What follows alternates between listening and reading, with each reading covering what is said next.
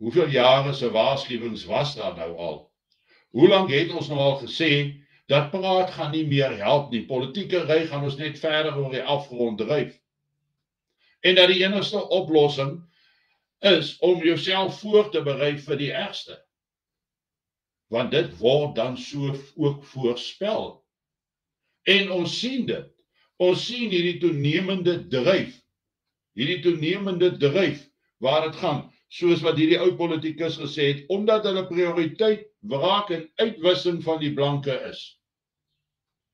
Hulle fokus is daarop om die ekonomie in die hande van die wit mens uit te hou. Hulle fokus is daarop om die wit mens lam te lê. Dan is dit regverdig om te sê, hulle soek uiteindelik die uitwissing van die wit man. Dis wat ons in Afrika gesien het, maar wat ons nie van wil hoor en nie wil weet nie. Dis wat ons nou hoor wat gesê word, maar steeds wil ons dit nie glo nie.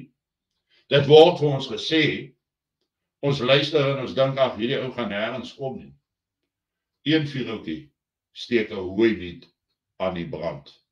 Raak bewus, erken daar's 'n probleem, raak betrokke, offer op ter wille van jou gesin en jou familie.